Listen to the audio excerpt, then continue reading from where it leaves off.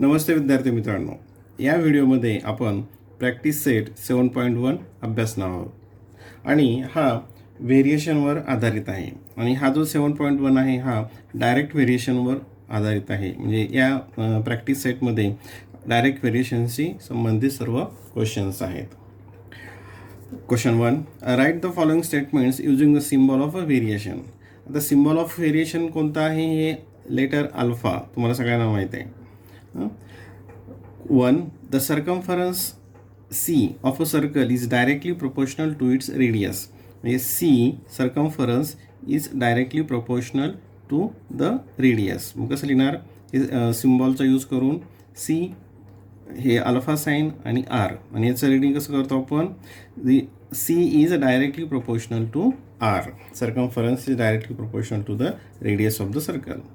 Question number 2.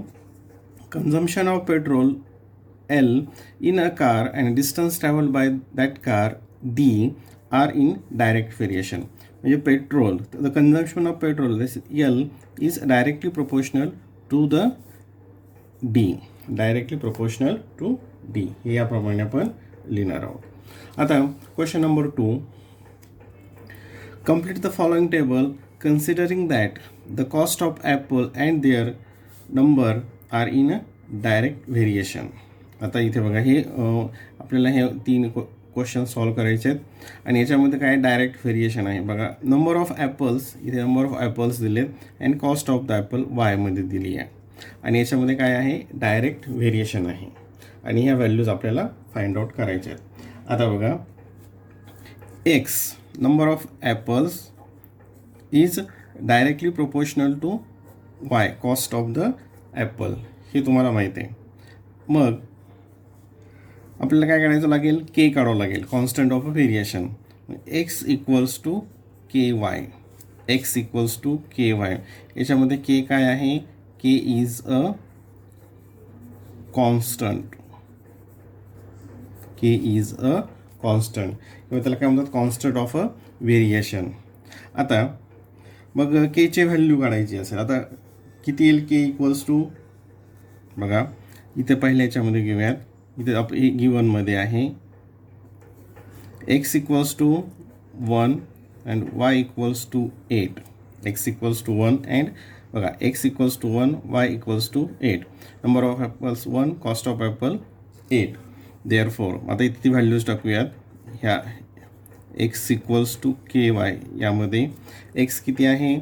1, के into Y किती आहे? 8. Therefore आता हे बघा, के इक्वल्स टू के आणि वायमध्ये मल्टिप्लिकेशन आहे, या साईडला गेलो तर काही डिवाइड होईल. प्रॉपर्टीज ऑफ द इक्वॅलिटीमध्ये 1/8 ही काय आली? केची व्हॅल्यू आली. ही काय आली? आता इथं आपल्याला केची व्हॅल्यू मिळाली आणि ही केची व्हॅल्यू मिळाल्यानंतर आपल्याला हे पुढचे उदाहरणं सोडवता येतील. बघा, त्याच्यातलं क्वेश्चन 1, हा इथं हा गिवन आहे. आता हा आपल्याला सोडवायचा आहे. ठीक आहे, त्याला ए असं म्हणूयात. इथं कशाची व्हॅल्यू दिलेली आहे? X equals to what and y equals to 56. एक्सची व्हॅल्यू दिलेली नाही आणि वायची व्हॅल्यू 56 दिलेली आहे. आता तुम्हाला हे माहीत आहे, x equals to k y, x equals to k y, x equals to therefore केची व्हॅल्यू किती आलेली आहे? 1/8 इंटू वायची व्हॅल्यू किती दिली आहे? 56. वायची व्हॅल्यू किती दिली? 56. आता 8ने काय करणार? 56ला डिवाइड करणार. 8 1 जा 8, 8 7 जा 56.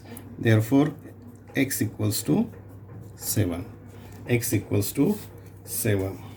नंतर पुढचा क्वेश्चन घेऊयात. आता क्वेश्चन नंबर 2मध्ये बघा, इथे हे ए, याला बी आणि याला सी असं कन्सिडर करूयात. बी इथं एक्सची व्हॅल्यू दिलेली आहे. बघा, बीमध्ये एक्स इक्वल्स टू 12 आणि वाय इक्वल्स टू वॉट, वायची व्हॅल्यू आपल्याला इथं फाइंड आउट करायची आहे. मग x equals to k y, 12 equals to केची value 1/8 into y, 1/8 into y. Therefore आता वाय इक्वल्स टू हे इथं काय 1/8, इथं हे 8 डिवाइड, इकडे काय होईल ते मल्टिप्लाय होईल, म्हणजे 12 × 8 काय येईल ते 12 × 8 आणि y इक्वल्स टू 12 8 = 96, 12 8 = 96. याला क्वेश्चन 2ची व्हॅल्यू. आता नंबर 3मध्ये इथे सुद्धा काय करायचं आहे, एक्सची व्हॅल्यू काढायची आणि वायची व्हॅल्यू किती दिलेली आहे 160 दिलेली आहे. C x equals to question mark and y equals to 160. वायची व्हॅल्यू 160 आहे. मग x equals to k y, x equals to k y, x equals to k into 160, 100 हां, केची व्हॅल्यू 1/8, केची व्हॅल्यू काय आहे 1/8 आणि एक्सची व्हॅल्यू एक मिनटं, एक्स इक्वल्स टू केची व्हॅल्यू काय 1/8 इंटू वायची व्हॅल्यू काय आहे 160, वायची व्हॅल्यू 160. 8 1 = 8, 8 2 = 16 आणि 0, म्हणजे एक्स इक्वल्स टू किती आहे 20, एक्स इक्वल्स टू 20. मग इथे बघूयात, इथे काय आलं 7, याची व्हॅल्यू आली 7, इथे आलं 96 आणि इथे आलं 20, या ठिकाणी आलं 20. ठीक आहे. Next question, question number 3. If m is directly proportional to n and when m is equals to 154 and n equals to 7, find the value of m when n equals to 14. आता याच्यामध्ये आपल्याला अगोदर काय करावं लागेल, केची व्हॅल्यू काढावं लागेल आणि केची व्हॅल्यू काढल्यानंतर मग ती इथं या इक्वेशनमध्ये ठेवून ती सॉल्व करावं लागेल.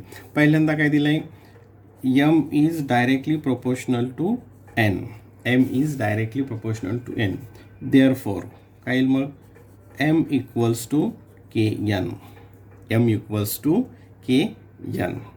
आता इथे एमची व्हॅल्यू किती आहे 154 equals to k into 7, k into 7, therefore आता इथं k equals to 154 divided by 7, 154 divided by 7, k equals to 7 1 = 7, 7 2 = 14, परत 7 2 = 14. केची व्हॅल्यू किती आली 22, केची व्हॅल्यू किती आली 22 आली केची व्हॅल्यू. आता आपल्याला काय करायचं आहे, when n equals to 14 find m. काय दिलं आहे,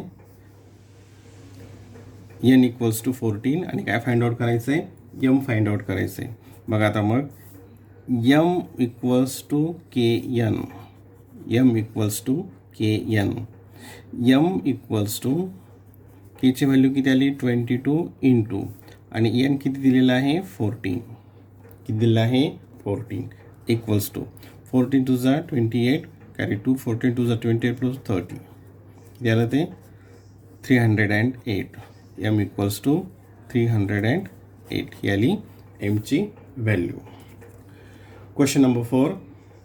if n varies directly as m, complete the following table. आता हे m आणि n दिलेलं आहे आणि काय दिलं इथे बघा, आता n varies directly proportional to m आणि मग हे आपल्याला याच्या व्हॅल्यूज फाइंड आउट करायच्या आहेत. बघा गिव्हनमध्ये काय आहे, हे n is directly proportional to m, n is directly proportional to m, therefore n equals to km, n equals to km.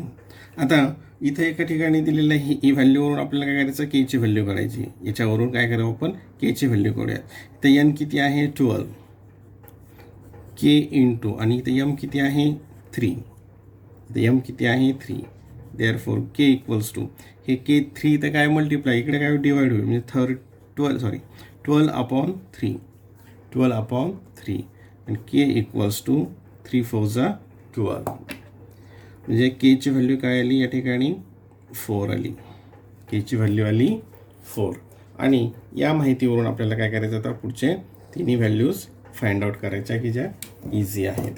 आता इथं याला ए बी आणि हे सी, याला असं आपण नाव देऊयात. मग एमध्ये m equals to 6.5, n equals to what, nची व्हॅल्यू फाइंड आउट. आता काय आलेलं आहे या ठिकाणी n equals to km. Therefore n equals to केची व्हॅल्यू किती आली या ठिकाणी 4 इंटू आणि mची व्हॅल्यू काय आहे 6.5, किती आहे 6.5 इक्वल्स टू. आता 4 इंटू 6.5, 4 5 जा 20, कॅरी 2, 4 6 जा 24 प्लस 2 26 आणि डेसिमल पॉईंट तर एक डिजिट एक सोडून दिलं. देअरफॉर n इक्वल्स टू 26, nची व्हॅल्यू किती आली 26. लगेच आपण इथं लिहूयात n 26, n equals to 26. Next question, b मध्ये बी इथं काय काढायचं आहे, m equals to what where when n equals to 28, n equals to 28. आता बघा, आता इथं आपल्याला mची व्हॅल्यू काढायची आहे. तर n इक्वल्स टू ही km, n equals to km, n equals to kची व्हॅल्यू किती आली 4, kची व्हॅल्यू किती आली आहे 4, mची व्हॅल्यू काढायची सॉरी, nची व्हॅल्यू किती दिली 28 इक्वल्स टू kची व्हॅल्यू किती आहे 4 into m, 4 into m. Therefore m equals to हे काय होईल आता 24, हे डिवाइड होईल या ठिकाणी, हे मल्टिप्लिकेशनमध्ये इकडे डिव्हिजनमध्ये जाईल आणि 4 किती 4 7 जा 28, mची व्हॅल्यू किती आली या ठिकाणी 7, mची व्हॅल्यू किती आली या ठिकाणी 7. लास्टमध्ये काय काढायचं आपल्याला nची व्हॅल्यू काढायची आहे. ते इथे घेऊयात खाली, c m equals to 1.25, n equals to what. आता n इक्वल्स टू km, हे तुम्हाला माहिती आहे n equals to km. Therefore n equals to kची value 4 into 1.25, 4 into 1.25 equals to, आता मल्टिप्लिकेशन बघा, 4 5 जा 20, कॅरी 2, 4 2 जा 8 प्लस 2 10, कॅरी 1, 4 1 जा 4 प्लस 1 5. आता इथं डेसिमल पॉईंट नंतर किती डिजिट आहे 2, म्हणजे इथं आपल्याला काय करू या साईडनं 1 2 डिजिट सोडून डेसिमल पॉईंट लागेल, ते येईल या ठिकाणी. Therefore n equals to 5, n equals to 5, इथे किती येईल आता हे 5, काय येईल या ठिकाणी 5. नेक्स्ट क्वेश्चन, क्वेश्चन 5 बघा. हा एक्झरसाइज सोपा आहे, फारसा अवघड नाही. y varies directly as square root of x when x equals to 16 and y equals to 24. Find the constant of variation. म्हणजे कॉन्स्टंट ऑफ व्हेरिएशन म्हणजे काय k and equation of the variation, आणि त्याचं इक्वेशन आपल्याला find out करायचं आहे. y varies directly as square root of x, काय दिलेलं आहे इथं बघा गिव्हनमध्ये, y is directly proportional to the square root of x. y is directly proportional to the square root of x. हे इथं काय आहे गिव्हन आहे. देअरफॉर y इक्वल्स टू काय येईल मग k root x, where k is the constant of a variation, किंवा k is the constant तुम्हाला माहिती आहे. आता या ठिकाणी x किती आहेत 16, y किती आहे 24. मग व्हॅल्यू आपण या ठिकाणी टाकूयात आणि मग केची व्हॅल्यू आपल्याला करता येईल. एक्सची व्हॅल्यू किती आहे, वायची व्हॅल्यू आहे 24, मग 24 equals to k square root of एक्सची व्हॅल्यू किती आहे 16, एक्सची व्हॅल्यू आहे 16. 24 equals to k into square root of 16 म्हणजेच काय आलं 4, स्क्वेअर रूट ऑफ 16 म्हणजेच काय 4. तर के इक्वल्स टू, आता के इकडे काय डिवाइड होईल म्हणजे 24 अपॉन 4, 24 अपॉन 4 इक्वल्स टू 4 6 जा 24, 4 6 जा 24. केची व्हॅल्यू काय आली या ठिकाणी 6. हे आलं constant of variation. Constant of variation आलं 6. आता इक्वेशन काय आहे, y equals to k root x, y equals to k root x. Therefore y equals to k ची व्हॅल्यू काय आली 6 रूट एक्स, 6 रूट एक्स. हे काय झालं, इक्वेशन ऑफ व्हेरिएशन. आणि कॉन्स्टंट किती आला, के इक्वल्स टू 6. हा काय आहे, constant of variation, constant of the variation. Question number 6. The total remuneration paid to laborers employed to harvest soybean is in a direct variation with the number of laborers. The remuneration of 4 laborers is rupees 1000. Find the remuneration of 17 laborers. आता याच्यामध्ये कशामध्ये काय काय दिलेलं आहे, कशाचं variation दिलेलं आहे, एक तर remuneration and the number of laborers, remuneration and the number of labor. समजा let the remuneration equals to x and the number of labor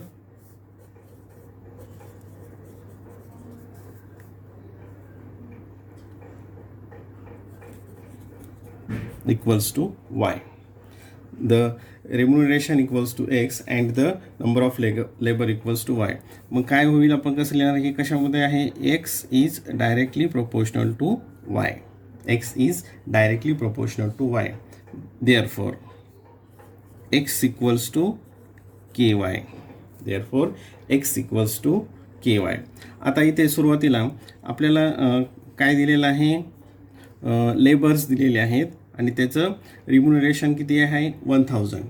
काय आहे बघा इथे आता, when x equals to 1000 and y equals to 4, y equals to 4. Therefore आता आपण इथं k ची व्हॅल्यू फाइंड आउट करूयात. x किती आहे 1000 equals to k into y ची व्हॅल्यू किती आहे 4. त्यावर के इक्वल्स टू, आता इथे काय डिवाइड होईल, म्हणजे 1000 divided by 4, 1000 divided by 4. K equals to 4 2 चा 8, इथं पर 2 आले, 4 5 चा 20 अँड 0. म्हणजे के ची व्हॅल्यू किती आली या ठिकाणी 250. K is the constant of a variation, k is the constant of the variation. आता जे वर्ड प्रॉब्लेम असल्या काय किंवा असे बॉक्समध्ये जे व्हॅल्यूज करायला गेले प्रॉब्लेम्स त्याच्यामध्ये काही फारसा फरक पडत नाही. आता याच ठिकाणी आपल्याला काय दिलं आहे, the find the remuneration of 17 labours. इथं लेबर्स दिले तुम्हाला काय, इथं एक्स काढायचं आहे आणि वायची व्हॅल्यू दिलेली आहे 17, वायची व्हॅल्यू दिलेली आहे 17. X equal to k y, x equals to k y, x equals to केची व्हॅल्यू किती आली 250 इंटू वाय किती आहे 70, वाय किती आहे 70 इक्वल्स टू याचे मल्टिप्लिकेशन 17 0 0, 17 5 85 कॅरी 8, 17 2 जा 34 plus 8 42. Therefore x equals to rupees 4250, 4250. Therefore the remuneration of a statement तुम्ही खाली लिहा. Therefore the remuneration of the 17 laborers equals to 4250.